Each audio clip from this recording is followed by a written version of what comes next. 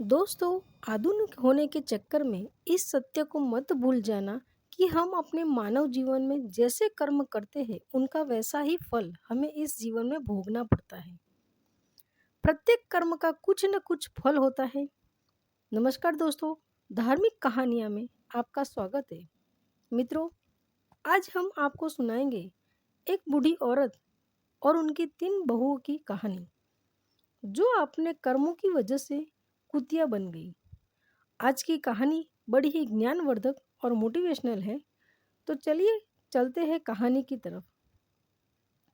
एक छोटे से गांव में एक बूढ़ी माँ रहती थी। उसकी 3 बहुएं और 3 बेटे थे। बूढ़ी माँ बहुत ही धार्मिक थी और हर दिन पूजा पाठ में समय बिताती थी। वह सुबह सुबह उठकर गंगा स्नान करने जाते हैं और भगवान विष्णु जी और माता लक्ष्मी जी की पूजा करती थी। कार्तिक महीने में वह विशेष रूप से स्नान और पूजा करती थी। इस दौरान वह माखन मिश्री, दही मिश्री और तुलसी के पत्तों का भोग भगवान को चढ़ाती थी और प्रसाद अड़ोसी पड़ोस में बांटती थी। गांव के लोग उसकी पूजा पाठ की बहुत इज्जत करते थे। बूढ़ी माँ का यह नियम था कि वह कार्तिक महीने के हर दिन गंगा स्नान करती और पूजा करती। कार्तिक पूर्णिमा के दिन वह विशेष रूप से गंगा स्नान के लिए जाती और भोग बनाकर भगवान को चढ़ाती। लेकिन उसकी 3 बहुओं को यह सब बिल्कुल पसंद नहीं था। वे अक्सर उसकी आस्था का मजाक उड़ाती और प्रसाद खाने से मना कर देती। वह कहती है, इसमें तुलसी के पत्ते हमें नहीं खा सकते, यह सब दिखावा है। यह सुनकर बूढ़ी माँ बहुत दुखी होती, लेकिन वह चुपचाप अपनी पूजा करती रहती है। बूढ़ी माँ का पति कुछ समय पहले ही गुजर चुका था, इसलिए वह अब अकेली थी।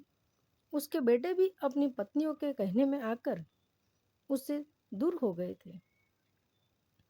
अब वो सिर्फ अपनी पूजा पाठ में ही मन लगाती और पड़ोसियों में प्रसाद बांटती। लेकिन उसकी 3 बहुओं को यह सब कुछ बहुत ही बुरा लगता था। वे कहते हैं, जिस सास जब देखो तब पूजा पाठ में लगी रहती है, अनाप शनाप खर्च करती है, पंडितों को बुलाती है, दान पुण्य करती है। अगर यह मर जाए तो अच्छा हो, कम से कम यह खर्चा तो बचेगा। बूढ़ी माँ ने अपने 3 बेटों को बड़े प्यार से पाला था। उसने और उसके पति ने मिलकर उनकी परवरिश की थी। लेकिन अब जब उससे अपने बेटों की सबसे ज्यादा जरूरत थी, तब भी उससे मुंह मोड़कर मुड़ चुके थे। बूढ़ी माँ दिन रात भगवान से प्रार्थना करती और अपने बच्चों के लिए आंसू बहाती। वह कहती है, हे भगवान, मैंने तो कभी किसी का बुरा नहीं चाहा, फिर मेरे साथ ऐसा क्यों हो रहा है। एक दिन बूढ़ी माँ अपने भगवान विष्णु जी और माता लक्ष्मी जी से के सामने बैठी प्रार्थना कर रही थी। उसकी आंखों में से आंसू आ गए थे और वह भगवान से कह रही थी, हे भगवान, मुझे इस दुख से मुक्ति दिलाओ, मेरे बच्चों का भला करो और उन्हें सही रास्ता दिखाओ। इस तरह बूढ़ी माँ ने अपने पूजा पाठ और दान पुण्य के नियमों को नहीं छोड़ा। लेकिन उसकी 3 बहुओं ने ठान लिया था कि अब इस घर में नहीं रहेंगे और बंटवारा करके अलग हो जाएंगे। वे सोचती थी, अगर हम अलग हो जाए तो अपनी मर्जी से रह सकेंगे और सास की पूजा पाठ के खर्चे से बच सकेंगे। 3 बहुओं ने एक दिन आपस में बात की और बंटवारे की योजना बनाई। उन्होंने अपने पतियों से कहना शुरू किया कि अब हमें अलग हो जाना चाहिए। छोटी बहू ने अपने पति से कहा, देखिए, बड़े भैया के बच्चे बड़े हो रहे हैं और हमारे बच्चे छोटे हैं। हमें अभी बहुत मेहनत करनी है, बच्चों को पढ़ाना है। अगर हम अलग हो जाए तो अपने बच्चों की अच्छी तरह से देखभाल कर पाएंगे। सास का खर्चा बहुत ज़्यादा है, हर समय पूजा पाठ में लगी रहती है और बहुत पैसा खर्च करती है। मझली बहू ने भी अपने पति को समझाया, देखे, अब बंटवारा हो जाना चाहिए। हम अपनी मर्जी से रहेंगे, क्या खर्चा करना है, क्या नहीं करना है, ये हम खुद तय करेंगे। सास के नखरे और खर्चे अब बर्दाश्त नहीं होते हैं। हमें अलग रहकर अपने बच्चों का ध्यान रखना चाहिए। बड़ी बहू ने भी अपने पति से यही बात कही। बच्चे बड़े हो रहे हैं, कल उनका शादी ब्याह करना है, पैसे कमाते रहेंगे और सास का खर्चा करते रहेंगे तो कैसे चलेगा।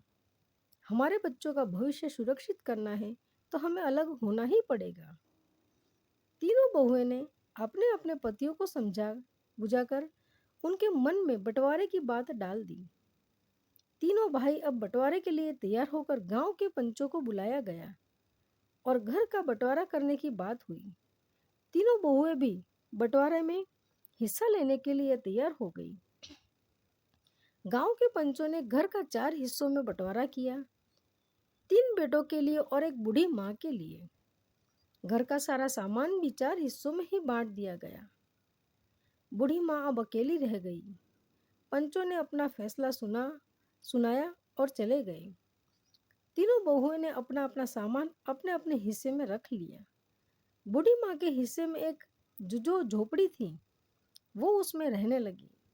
अब वह अकेली थी और अपने बेटों से निराश होकर अपने भगवान से प्रार्थना करती रहती थी। वो रोज सुबह जल्दी उठकर गंगा स्नान करती और भगवान विष्णु जी और माता लक्ष्मी जी की पूजा करती। वो पहले की तरह ही भोग बनाकर भगवान को चढ़ाती और फिर अड़ोस पड़ोस में प्रसाद बांटती। लेकिन अब वह बहुत अकेली हो गई थी। उसके तीनों बेटों ने उससे मुंह मोड़ लिया था और उसकी बहू ने उसे घर से बाहर कर दिया था। वो रोज भगवान से प्रार्थना करती, हे भगवान, मुझे इस दुख से छुटकारा दिला, मेरे बच्चों का भला करो और उन्हें सही रास्ता दिखाओ। बूढ़ी माँ के पास जो थोड़ा बहुत आटा, दाल और चावल था वो उसी से काम चलाती। वह सोचती है, अब मुझे अपनी जिंदगी इसी तरह गुजारनी पड़ेगी। मेरे बच्चों ने तो मुझे छोड़ दिया है, लेकिन मैं भगवान की भक्ति नहीं छोड़ूंगी। उसकी भक्ति में कोई कमी नहीं आई। वह हर रोज तुलसी के पत्तों से भगवान का पूजन करती और पड़ोसियों में प्रसाद बांटती। एक दिन जब बूढ़ी माँ अपनी झोपड़ी में बैठी रो रही थी, तभी एक युवक आया। उसने दरवाजा खटखटाया। बूढ़ी माँ ने दरवाजा खोला और देखा कि वह 17-18 साल का होस्ट पुष्ट युवक खड़ा था। उसके चेहरे पर झलक रहा था कि उसने कहा, अम्मा, आप मुझे पहचानती नहीं, लेकिन मैं आपके मायके से आया हूँ। मेरा नाम कृष्णा है। मेरे पिताजी ने मुझे आपकी मदद करने के लिए भेजा है। बूढ़ी माँ ने आश्चर्य से पूछा, कृष्णा, तुम मेरे मायके से आए हो? मैंने तो तुम्हें कभी नहीं देखा। कृष्णा ने मुस्कुराते हुए कहा, हाँ अम्मा, मैं आपके भाई का बेटा हूँ। हमें खबर मिली कि आपके बेटों ने आपको घर से निकाल दिया है, इसलिए मेरे पिताजी ने मुझे आपकी मदद करने के लिए भेजा है। बूढ़ी माँ की आंखों में आंसू आ गए। उसमें कृष्णा को अंदर बुलाया और उसे बैठने के लिए कहा। उसने पानी का गिलास और थोड़ा सा गुड़ दिया। कृष्णा ने पानी पिया और गुड़ खाया। फिर उसने अपनी थैली में से जो कुछ खाने का सामान, कपड़े और दवाइयाँ निकाले और उसमें कहा, अम्मा, यह सब सामान मैं आपके लिए लाया हूँ। आप भूखी मत रहना, हम रोज आपको खाना भेज पाएंगे। बूढ़ी माँ ने कृष्णा को आशीर्वाद दिया और कहा, बेटा, तुम्हारा बहुत बहुत धन्यवाद। तुमने मेरे लिए जो किया है उसके लिए मैं भगवान से तुम्हारे सुख समृद्धि की प्रार्थना करूंगी। कृष्णा ने बूढ़ी माँ से विदा ली और वापस चला गया। बूढ़ी माँ ने अपने भगवान का धन्यवाद किया और सोचा, भगवान ने मेरी प्रार्थना सुन ली, अब मैं भूखी नहीं रहूंगी। अब बूढ़ी माँ को रोज खाना मिल जाता था। वह पहले की तरह ही भोग बनाकर भगवान को चढ़ाती और पड़ोसियों को प्रसाद बांटती। लेकिन उसकी तीनों बहुओं को यह सब देखकर बहुत जलन होती थी। वे सोचती थी कि यह बुढ़िया आखिर कहाँ से इतना खाना ला रही है। इसके पास कोई कमाने वाला भी नहीं है, फिर यह इतना तंदुरुस्त कैसे हो रही है। तीनों बहुओं ने बूढ़ी माँ की सेहत देखकर बहुत जलती थी। वे सोचती कि बुढ़िया को हमने इसलिए अलग किया था ताकि वह जल्द ही भूखी प्यासी मर जाए। लेकिन यह तो और तंदुरुस्त होती जा रही है। एक दिन बहू ने फैसला किया, वे बूढ़ी माँ की झोपड़ी में जाकर पता लगाएगी कि वह वहाँ क्या हो रहा है। अगले दिन जब बूढ़ी माँ गंगा स्नान के लिए गई हुई थी, तभी तीनों बहुओं उसकी झोपड़ी में घुस गई। वहां उन्होंने देखा कि झोपड़ी में दाल, चावल, आटा, मसाले, सूखे मेवे और कई तरह का अच्छा खाना रखा हुआ है। बहुएं हैरान रह गई। वे आपस में बातें करने लगी कि यह बुढ़िया इतना चालाक निकली। हमें लगता था कि यह भूखी प्यासी मर रही है, लेकिन यहाँ तो हर चीज का भंडार है। बड़ी बहू ने कहा, इसने जरूर हमारे घर से चोरी करके यह सब जमा किया है। हम काम में लगी रहती थी और ये चोरी चोरी अपना घर भरती रही। अभी इससे सबक सिखाना होगा। मजली बहू ने कहा, हाँ, हमें इसे मजा चखाना चाहिए। देखते हैं कि इसने यहाँ क्या क्या जमा किया है। छोटी बहू ने भी सहमति जताई। सही कहा, हमें इसके खिलाफ कुछ करना होगा। तीनों बहुओं झोली भर भर के सामान अपने घर ले जाने लगी। जैसे ही उन्होंने खाने का सामान उठाया, उन्होंने देखा कि उसमें तुलसी के पत्ते हैं। गुस्से में आकर उन्होंने तुलसी के पत्ते नाली में फेंक दिया। यह देखकर वे और भी क्रोधित हो गई और सामान उठाकर बाहर जाने लगी। तभी एक अजीब घटना घटी। तीनों बहुओं ने देखा कि उनके पैर, हाथ पैर धीरे धीरे कुत्ते के पंजों में बदलने लगे। वे डर गई और चिल्लाने लगी, लेकिन उनकी आवाज मदद को नहीं कर पाया। कुछ भी पलों में तीनों बहू कुतिया बन गई। अब मोहल्ले में हड़कंप मच गया। बच्चों और पतियों ने जब यह देखा तो वे हैरान रह गए। उन तीनों के बच्चे चिल्लाने लगे, मम्मी कुतिया बन गई है, पापा देखो मम्मी को क्या हो गया। तीनों बहुओं के पति समझ नहीं पा रहे थे कि यह कैसे हुआ। उन्होंने कोशिश की कि कुतिया को घर से बाहर भगा रहे, लेकिन वे घर छोड़ने को तैयार नहीं थे। वे अपनी भाषा में कुछ समझाने की कोशिश कर रही थी, लेकिन कोई उनकी बात नहीं समझ पा रहा था। बच्चे रो रहे थे और पतियों को भी रोना आ रहा था। उन्होंने अपने बच्चों को संभालते हुए कहा, चलो अब कुछ नहीं किया जा सकता, हमें माँ का इंतजार करना होगा। शायद वही कुछ हाल बता सके। गांव के लोग भी इकट्ठा हो गए और सोचने लगे कि यह अनहोनी कैसे हुई। सबने बूढ़ी माँ की वापसी का इंतजार करने का फैसला किया। बूढ़ी माँ को अब अपने रोज के जीवन में थोड़ी राहत मिल रही थी। कृष्णा रोज खाना लाकर रख जाता था और बूढ़ी माँ भगवान का भोग लगाकर पहले ही तरह प्रसाद बांट देती थी। लेकिन उसे इस बात का कोई अंदाजा नहीं था कि उसके घर में क्या हो रहा है। उसे यही लगता था कि सब कुछ पहले जैसा ही चल रहा है। इधर तीनों बहुओं कुतिया बनकर घर के आंगन में बैठी थी। उनके पतियों को घर का सारा काम करना पड़ रहा था। वे बहुत ही परेशान थे और अपनी पत्नियों की वापसी का इंतजार कर रहे थे। गांव के लोग भी इस अजीब घटना से हैरान थे। हर कोई यही कहता था कि यह सब बूढ़ी माँ की भक्ति और उसकी तपस्या का फल है। गांव के कुछ लोगों ने बूढ़ी माँ को गंगा स्नान के लिए जाते देखा। उन्होंने सोचा कि अब उसे सारी बात बतानी चाहिए। वे उसके पास गए और बोले, माई, तुम्हारे घर में कुछ अजीब हो रहा है। तुम्हारी तीनों बहुएं कुतिया बन गई हैं। बूढ़ी माँ को यह सुनकर बहुत ही आश्चर्य हुआ। उसने विचार किया, यह कैसे संभव हो सकता है। उसने तुरंत गंगा स्नान किया और घर की ओर लौट पड़ी। उसके दिल में बहुत सारी आशंकाएं थी। उसने भगवान से प्रार्थना की, हे भगवान, मेरे घर की रक्षा करना और मेरे बच्चों को सही रास्ता दिखाना। जब बूढ़ी माँ घर पहुंची तो उसने देखा कि गांव के लोग उसके घर के सामने इकट्ठे थे। उसने पूछा, क्या हुआ, यहाँ इतनी भीड़ क्यों लगी है। गांव वालों ने उसे सारी घटना बताई।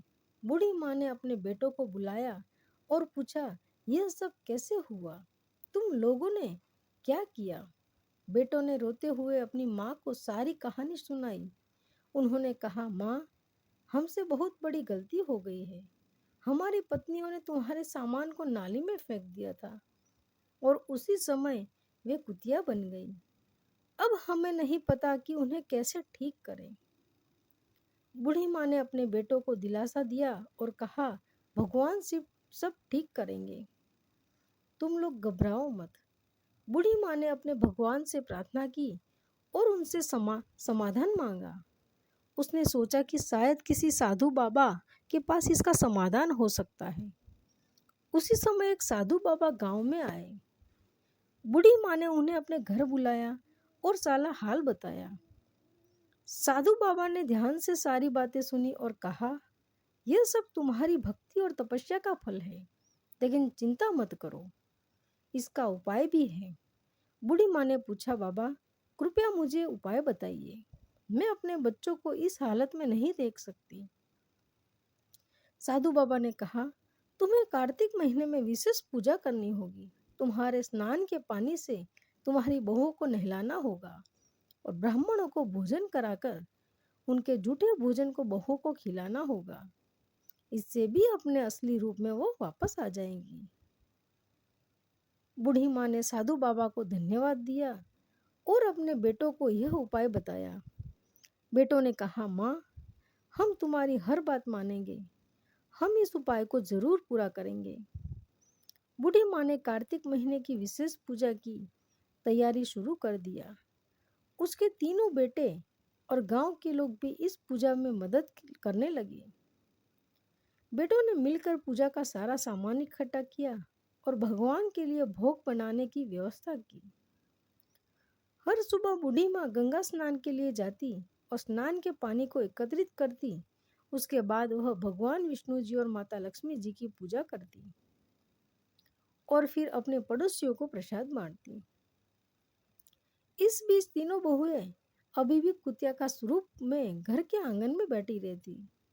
उनके पतियों को घर का सारा काम करना पड़ता था।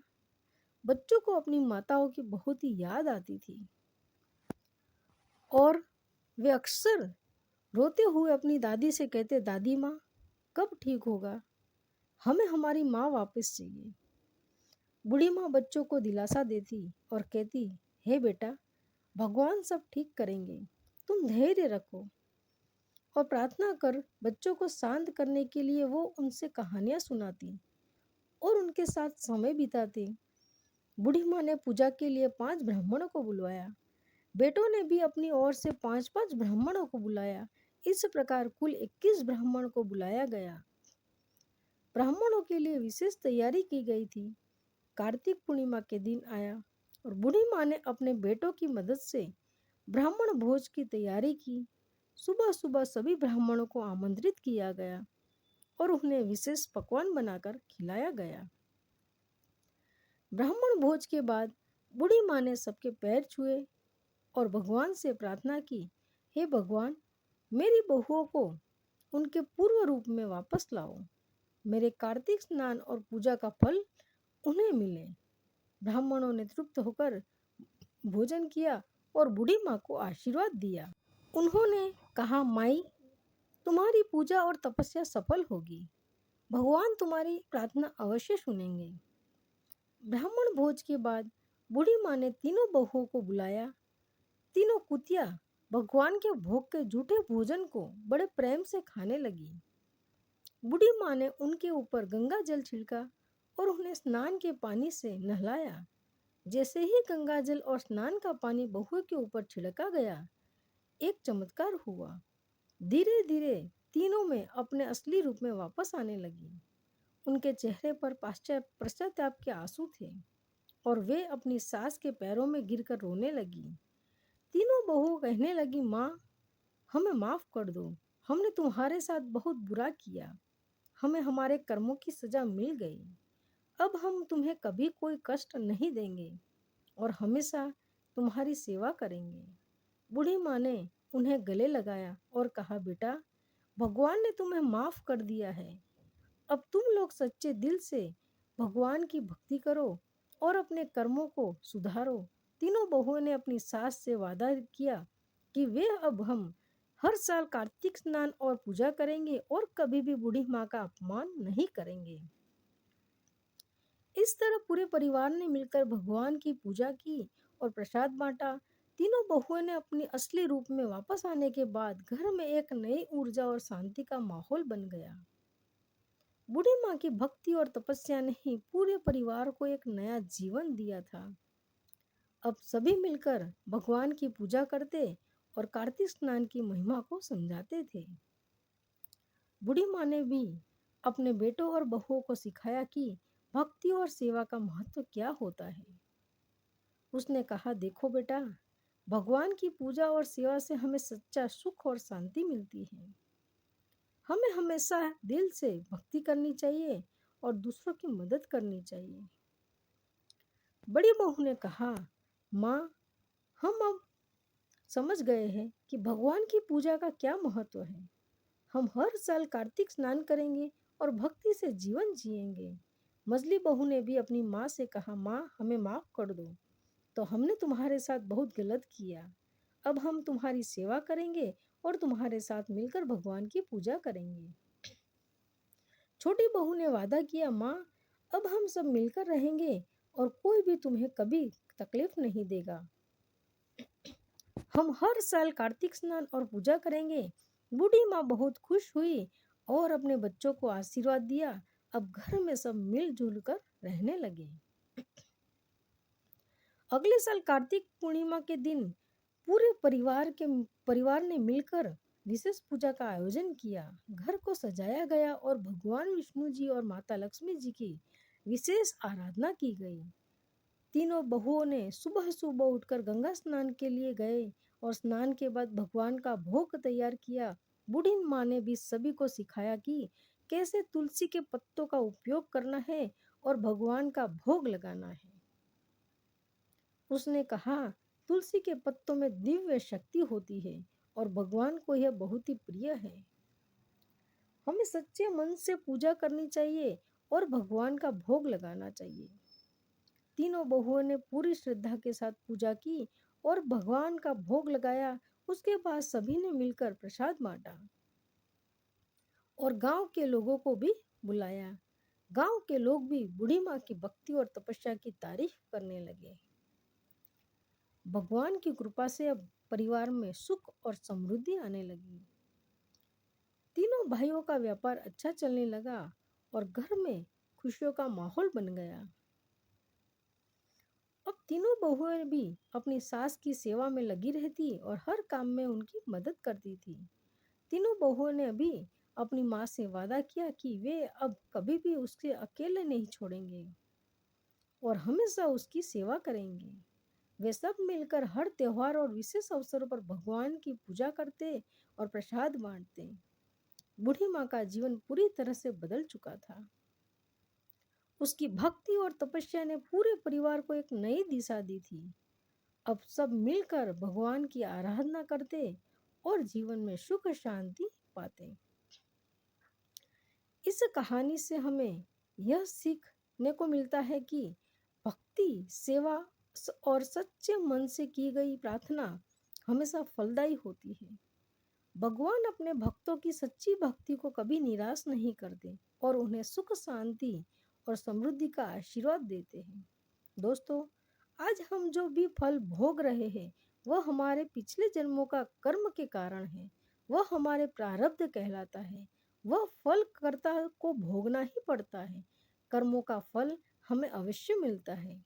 जैसे भी कर्म किए होंगे वैसे ही फल मिलेगा। लेकिन हम इस बात को समय से समझ ही नहीं पाते। जब तक हमें इस बात का ज्ञान होता है कि हमने जो भी कर्म किए हैं उसका परिणाम क्या होगा, तब तक समय बहुत ही बीत चुका होता है। कर्म के 3 प्रकार होते हैं, जिनमें से पहला कर्म है संचित कर्म। जिनका फल इस जीवन में नहीं मिलता, वे जन्म जन्मांतर तक संचित होते जाते हैं। अर्थात इस जीवन के ही नहीं अपितु पूर्व जन्मों के सभी कर्म जो आपने उन जन्मों में किए हैं, आपने इन कर्मों को एकत्र करके अपने खाते में डाल दिया है। उदाहरण के रूप में कोई आपका अपमान करे और आप क्रोधित हो जाए तो आपके संचित कर्म बढ़ जाते हैं। परंतु यदि कोई अपमान करे और आप क्रोध न करें तो आपके संचित कर्म कम होते हैं।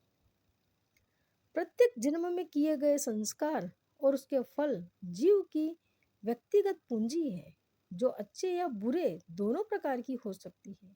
यही संचित दोष संचित कर्म कहा जाता है और मनुष्य इसे हर जन्म में नए रूप में अर्जित करता रहता है। श्रीमद् भागवत गीता के अनुसार दूसरा कर्म है प्रारब्ध कर्म। प्रारब्ध संस्कृत शब्द है जिसका अर्थ होता है प्राप्त हुआ हिंदू ज्योतिष। हिंदू ज्योतिष शास्त्र में प्रारब्ध कर्म उस कर्म का नाम है जिसे जीवात्मा पहले से ही इस जन्म में अनुभव कर रही होती है। प्रारब्ध कर्म जीवात्मा के पूर्व जन्मों में अर्जित किए गए कर्मों का परिणाम होता है जो जीवात्मा के इस जन्म में अनुभव करने के लिए निश्चित किया गया है। यह प्रारब्ध कर्म जीवात्मा के जन्म मृत्यु अनुभव और जीवन की स्थितियों को निर्धारित करता है। प्रारब्ध कर्म जीवात्मा के पूर्व कर्मों का एक छोटा सा भाग होता है जो उसे इस जन्म में अनुभव करने के लिए संकल्पित किया होता है। जब यह प्रारब्ध कर्म समाप्त हो जाता है तब जीवात्मा के नए कर्म प्रारंभ होते हैं। और तीसरा कर्म है क्रियामाण का कर्म। शारीरिक है जिनका फल प्रयास के साथ ही मिलता रहता है। नशा किया, उन्माद आया, विष खाया, मृत्यु हुई, शरीर जड़ तत्वों का बना हुआ है, उसमें तुरंत ही बदला मिलता है। नियम के विरुद्ध आहार करने पर रोग की पीड़ा का निर्बलता का अविलंब आक्रमण होता है और उसकी शुद्धि भी शीघ्र हो जाती है। क्रियामाण कर्म से ही संचित कर्मों का निर्माण होता है। कर्मों का यह जोड़ घटाना कैसे चला है। जो भी कर्म हम पूर्ण चैतन्य से नहीं करते वो क्रिया नहीं प्रतिक्रिया है। जिसके प्रति आप चैतन्य नहीं है वो क्रिया नहीं हो सकती। और जब हम बिना चैतन्य के कर्म करते हैं जैसा प्रायः जीवन में होता है तो हमारे संचित कर्म बढ़ जाते हैं। इसे में एक योगी ने उदाहरण से समझाते हैं। योगी एक वृक्ष के नीचे ध्यान में मग्न थे कि तभी एक व्यक्ति वहां आया और उनका बहुत ही अपमान करने लगा। वो शांत रहे, कोई प्रतिक्रिया नहीं हुई, बाहरी रूप से ना ही कोई आंतरिक रूप से। उन्हें क्रोध भी नहीं आया। बाद में उनके शिष्यों ने ही जो सब कुछ देखा सुन रहे थे पूछा कि आपको क्रोध क्यों नहीं आया। तो उन्होंने उत्तर दिया कि संभवत पूर्व जन्म में मैंने उसका अपमान किया था। वास्तव में मैं प्रतीक्षा में था कि वो आकर मेरा अपमान करे। अब मेरा हिसाब बराबर हो गया। अगर मैं क्रोध करता तो फिर कर्म संचित हो जाते और इस कर्म के क्रियामाण कर्म कहलाते।